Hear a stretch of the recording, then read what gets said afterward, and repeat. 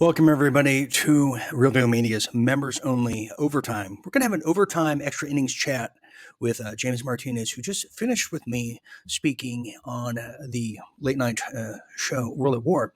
Now, I wanted to get into a lot of things that I wasn't sure if speaking openly in public to the generalities of the world was a great idea. I didn't know where that meter would lie. What I do know is speaking to this effective audience here with our Real Deal members who make it all possible was a place to have that kind of chat. And it is a mystery of all mysteries when you know some of the things that James knows. You could even say that I might even know, but particularly James, and you're trying to awaken the populace and do the right thing. Well, the mystery of, well, who's around the corner, who's behind my back, and who's trying to silence me or silence me for a good long while comes into play. That's what makes it a quite a mysterious kind of ordeal. Now, I'm going to invite James back to the fold here to speak to this incredible audience. James, thanks for doing some extra innings with us. And I want to get into some things that we couldn't necessarily say right off the bat, because how do you gauge these things is always the question. But let's talk about the dangers you're facing right now and why that's happening and who's behind it. Let's get really into it here. Well, when I started first talking in public at a press conference in Europe, prior to the press conference, I didn't really want to go speak in public. And this was in Amsterdam. But right prior to that, when I was being asked to participate in a documentary that I was in regarding cold fusion, I was called up and said, "Here, take this number and call this guy," who happened to be the director of NASA the director of science for NASA at that time. And when I called him, it was a suggestion from an engineer friend of mine that has worked in the defense technical community. And when I called him up, I was threatened immediately. I mean, not only did my phone calls get answered immediately, but my emails and everything was answered immediately. And when that took place from this particular person, I readjusted my value system, so to speak. And it was because of that I went in public and released that information, because I was supposed to speak in public with Russell Means, and he passed away 2 weeks before I arrived in Amsterdam. So I started getting death threats a long time ago. I'm not too concerned about them, but where I'm at now, now I'm being asked to meet with heads of state, and I know people that are speaking with heads of state. But just to be clear, you were asked to testify in United States Congress recently on MK Ultra, and there's a part of you that, yes, now's the time to do it, but then the other part of you, which I totally understand, why now, why me? Is it to find out what I know? Because it's probably going to be behind closed doors. Then they're going to try to silence you. Is that my understanding? Well, it was proposed to me when I was in a meeting at the top of a building with somebody that's friends with President Trump, to live down the street from him. And it was suggested that because when I told her the larger picture of where are the missing children, what happened to all these people, what's the deal with the UFO thing, why are you involved with this, how did this happen, the subject matter came up, and it was proposed to me. And I didn't see that as a safe thing to do, even though I didn't respond with no right away, because of the fact that I'd have to severely rearrange my living situation and a lot of things like that. So I said, I put that on ice. And they said, will you come speak to people in private? And I said, well, as private as you're going to get. And then that's what I was asked to write these 3 white papers on these subject matters, because I've been involved with the disclosure movement with the whole UFO thing, which is how I got involved with MK Ultra in the first place with Walter Bard, because of what was going on in the abduction world. So I knew all the people in the very beginning, Bud Hopkins, John Mack, Colonel Wendell Stevens, all the people that had to do it. Because what was interesting is I was sitting next to Paul Hellyer at this press conference in Amsterdam when I first spoke about all my entire background. And as people who know who he is, he's the former defense minister of Canada and was the highest ranking official to talk about the whole UFO thing. So, and I told him, I was involved with this, and my particular aspect was because I had access to understanding and was told how the fake abductions were being done from people that were really abducted, that had real problems. And the reason they ran these programs is to they wanted to completely control the narrative of what abduction means and how it's done, so they could run a parallel story to discredit the people that were going through profound behavioral shifts. And I knew about the behavioral shifts, because Walter Boert and I inherited all the first organized UFO meeting group in America. Was called the Amalgamated Flying Saucer Club of America. And since I had lived with Doris Van Tassel, who was George Van Tassel's widow, this is big case out at Giant Rock in the Dome. That venue and location was the first marking spot, an organized get together of, it was about 15,000 members from all over America and the world that would come to this location. So we inherited all of the minutes of that. So I've been around the beginning of the culture when it's first. Okay, I have to ask you, because this is just so you're telling me that when we hear about these abduction stories, full disclosure, no pun intended, but no, I was a producer at Coast to Coast AM for a hot minute, and it wasn't my big thing, but over the course of time, I'm always associated with these things. I've heard stories, but are you telling me that some of the stories are real and some of them are faked, so they can manage and control some of these stories? Correct. In particular, if we can get into it, I have two questions: is who's abducting? Because a lot of people are saying the aliens are not real and all these UFOs are just, it's government, or as Spielberg's telling us, it's people from the future, which gives credence to parallel portals happening at the same time. So who, what, where, when, why, how, I guess I should ask. Well, I was lucky because I knew Betty and Barney Hill, and I knew what was happening at the very beginning. And there was physical altercations with people with scarring and all sorts of things. Betty Hill case is probably one of the most famous UFO abduction cases of all time. Right. It was an interracial couple back east that had the abduction case left actual tangible evidence, which MIT has now, and was forensically analyzed and so forth. And it's a very famous case. It was kind of the beginning, most famous case that most of the public has heard, is the Betty and Barney Hill. And after that, the Andreessen affair. And I was involved with the Marion Shennefield case, which virtually nobody's heard of. And that was a really one of the most significant ones. That this is why they ran a parallel story. It's because the people that are having real profound either contactee or abduction cases, they don't go into this. They did. Spielberg did, but people have not figured it out. The people that had actual experiences, their brains were upgraded severely. Like the lady that I knew, she was she was essentially used as an experiment. She was blinded, and then she gained total brain sight. By who's behind? By the extraterrestrials. So this is beyond government at this point. This is above top secret at this point. Oh yeah. We're not even talking Majestic 12 at this point. We're talking about people from outer Earth, which then people say, okay, well, there's no dome, but there could be a case. Okay, maybe there is a dome, but there's something. I mean, look, just the other day, and I want to get back to this. I saw a moon in my neck of the woods where I am, fleeting close to 7 a.m. and things were pulling it. So there's a lot of tomfoolery going on, and a lot of people, and you can't blame them, are saying, okay, the abduction stories, maybe it's just government having their way with people and trafficking of sorts. But it's a parallel story the government can run so they can control the narrative, which is what they're trying to do now. But the big, real major cases that people didn't hear about, like the Shennefield case.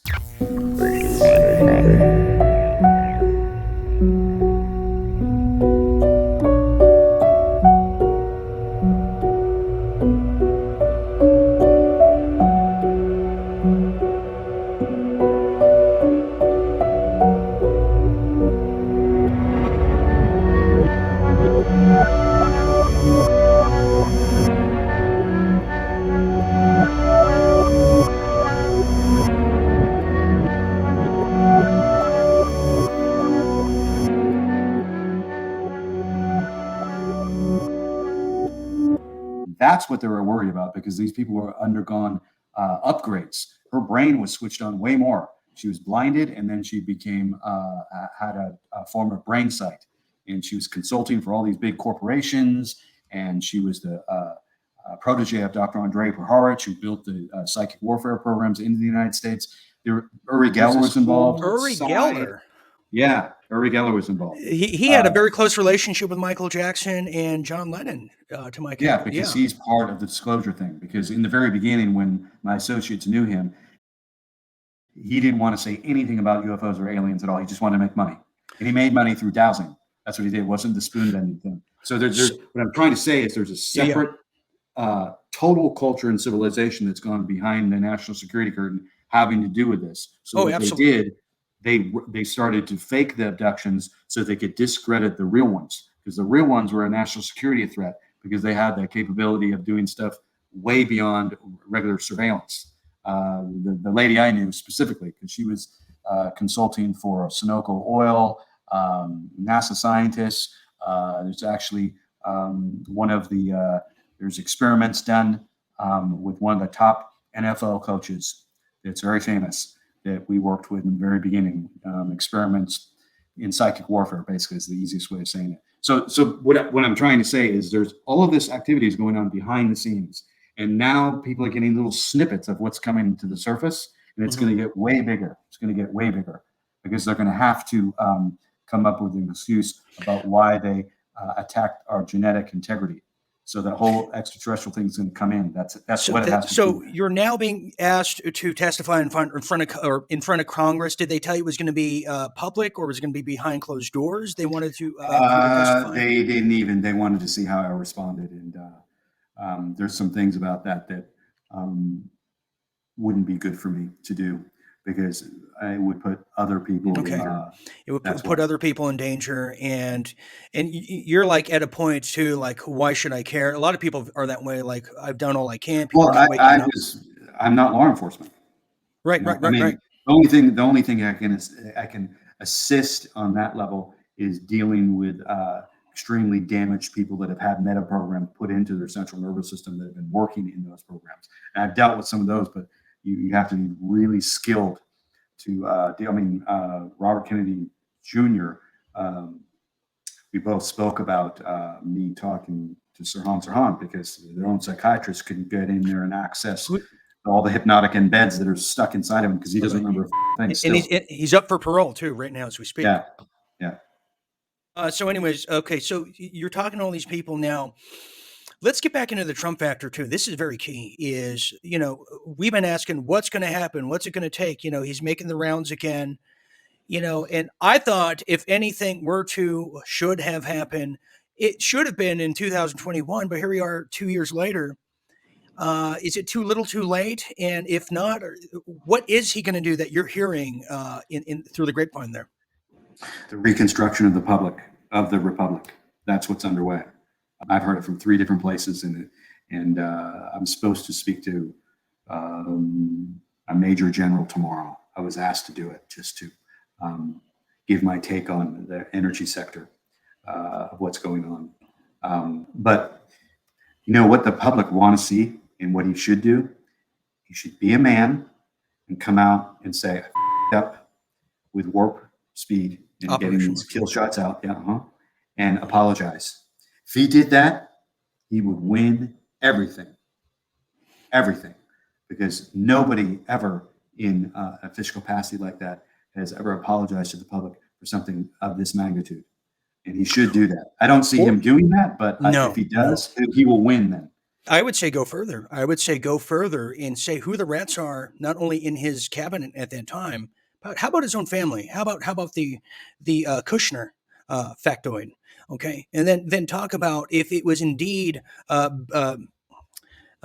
Johnson and Johnson that had the saline that he was pushing out. Then say that over the mRNA and say you're using that as the Trojan horse to line up the military, as I was told by multitudes of people, and then get Ezra Watkins, who's now saying that Joe Biden, the mask guy, was shot. The one that just went to Ukraine. The other one they haven't set in place in the UK, in the US, is now taken over. Let's start talking about how there's multiple Bidens, multiple this and that. Let's have that real talk here, because Doubles and clones. let's talk about doubles and clones, because if the thought is, well, we don't want the general public to melt down, well, we know a lot of people are not going to survive, but the ones who are awakened is what keeps me going. And yourself, we're the ones who are going to tell the story. We're the ones who are going to be left with this republic and have to rebuild like our grandparents in the grapes of wrath. So let's have that conversation. And do you know if Trump is aware of all this, and to what level? Yeah, he is. He is, because of Solar Warden. Navy's involvement with Solar Warden in the mining that's going on the moon, and the fact that we're doing interstellar commerce, and that our technology is so far advanced now that we're just in a false reality. So the new republic is being formulated right now. I had a long conversation with somebody privately yesterday, and I have another one to an appointment tomorrow morning, at which time I'm talking to some military, and it's just a kind of a consulting from my perspective, of my experience, and what's going on in the energy sector, because people don't think in terms of effects of technology. They just think in terms of what it is and how much it's going to make. They don't think in terms of the immediate ecological ramifications of when you put a disruptive technology in a previous environment of technologies, and what that does to the structure of money, what it does to the relationship between left and right hemispheres of the brain, what it does to social space, and what it does to our models of economy. And military people are not taught that stuff. They're taught in a completely Aristotelian type of black and white, win-lose philosophy. So as a media ecologist, I was come in and to discuss the immediate ecological ramifications of cold fusion running a city or a town, and what that would do, how it changes the medium of exchange, jobs, money, everything. All of that stuff is on the table and should be discussed as these new communities start to rebuild. I'm told that there's going to be different model cities where these, they're talking about the 15-minute cities. Well, in a positive way, it would be a different type of community where energy in the form of an energy token will be used as a medium of exchange, because we've already got on the boards an LENR generated currency, which is already in discussion and has been for quite some time. I've got all the blueprints of the whole thing. Wow. And what that would mean when running a type of community where everybody has access to abundant, clean energy, the cost is significantly lower. And what is that going to mean on how people interact for commerce? What does commerce mean? What does money mean now? I mean, should we be charging for energy credits, and how much? And all those things need to be discussed in a certain dialogue. That's what I'm there to talk to the military about. And that's very interesting that you're literally describing the smart cities initiatives. Now, in order to get all these smart cities up and running, in Austin, Texas being one of them, they almost needed, sadly, this is so sad, they needed to get rid of the welfare class. We're talking about 8 generations of welfare, and that we're never going to make it. Because there's no way. If you're talking about sound money and all these things going forward, there is no way these people were going to ever evolve. We're talking about the Section 8. Unfortunately, some of them do, and we want people to. But that's the sad part about this, and the sad part, they're getting rid of the elderly who have been signed, sealed, and delivered onto the establishment. The government can do no wrong because of FDR. To me, that's the saddest thing, when they could have been educating the people into this, but I think they've done the studies and said there's just no way out of rehabilitating people. They gave up on everybody. They did. That's what it is. Everybody. That's what this is. Yeah. So they already have the kind of tentative behavioral software psychology of what's going to happen when you put in these type of energy systems. I mean, your cost of living goes way down. That means cost of production for everything goes way down. Now, what does that mean for building communities and families? What does that mean for work? All those things need to be discussed. The beginning of these conversations took place in quiet meetings that were organized by Donald Rumsfeld, a former CIA director, the highest ranking female Navy personnel who I spoke to. They started, if people go on Amazon.com, go under books and put in the energy conversation, and if they look at that, that's the template. This is an inside scoop here. This is a template for all the players that knew what was going on behind the national security curtain, what was going on in the UFO community, and they said, well, what we need to do is we need to have the energy conversation. The energy conversation started a long time ago because a lot of people behind the scenes wanted all this tech to come out that we have, like cold fusion, other things, and they figured they would initiate those conversations in DC first in quiet rooms, Sure. and then initiate that. And then when that took place, some people got death threatened, some people got killed, and it's covered in the energy conversation in Amazon. People don't know that because they don't know the real history. Right. There's a lot of people that we presume to be complete assholes that were fighting and trying to get this type of tech to come out. One of them was Donald Rumsfeld, believe it or not, even though people hate him and he's dead anyway. I heard it from many people that I've talked to that wanted this out. So what's interesting is there is a group of people that have been working in DC that are part of so-called the military industrial complex.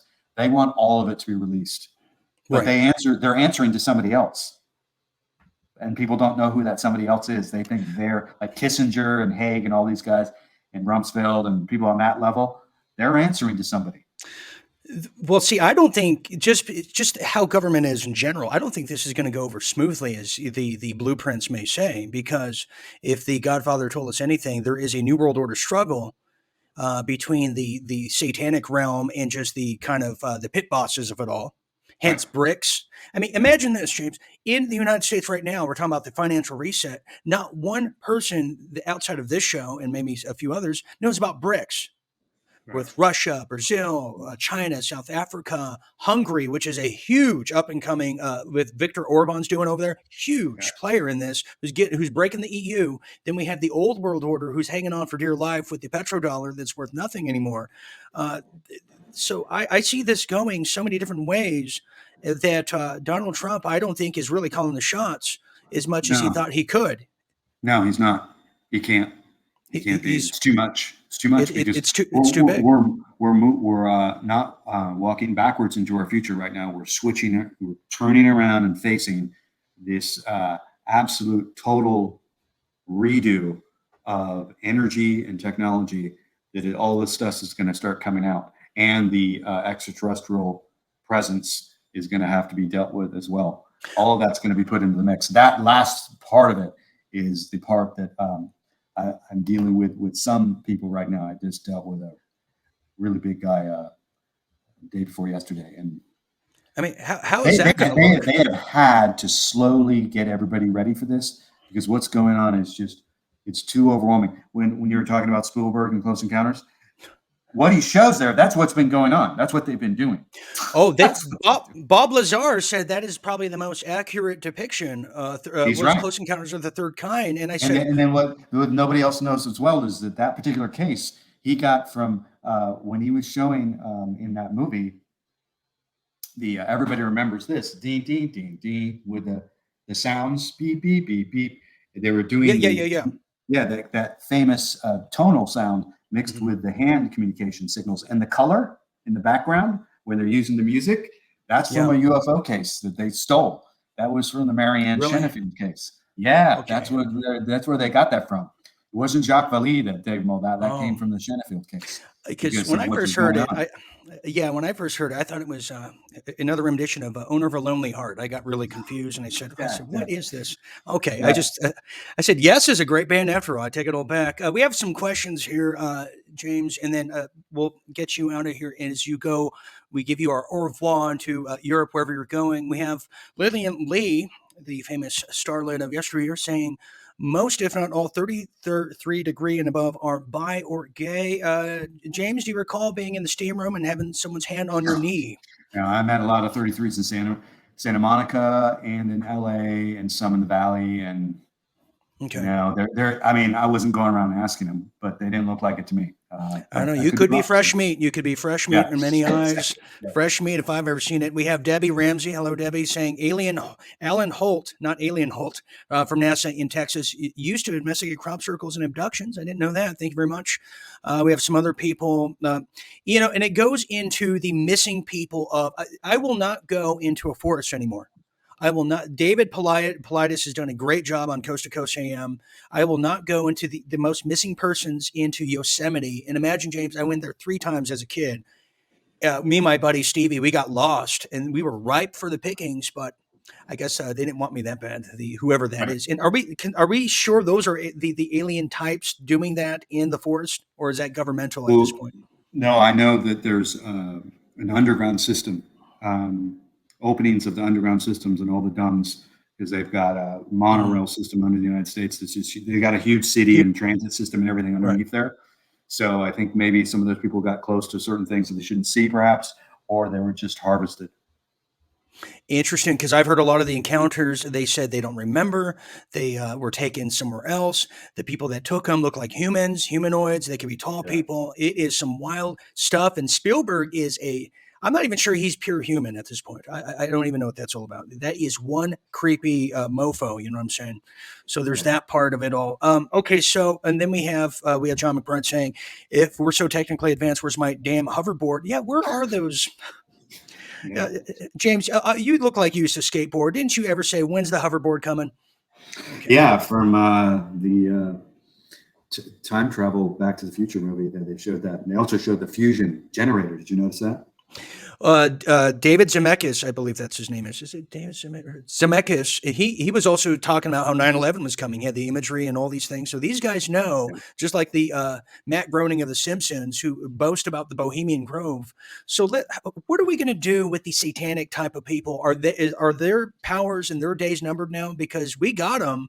Kanye West put it all out there. He said what his gymnasium instructor's doing with the MK Ultra drugs on top of what Kanye West, who's really talking about how the Hollywood industrial complex is, which is tied into all these nefarious people like Spielberg, the trafficking. You look at Indiana Jones and the Temple of Doom. Well, that was about sex trafficking of the kids in slave labor. Are we at that point now, just like we see with Matt Hancock and what's happening in the medical industrial complex, that the Hollywood industrial complex, are we at that point where we have rounded up all these people, we've got their number, and we're ready to strike?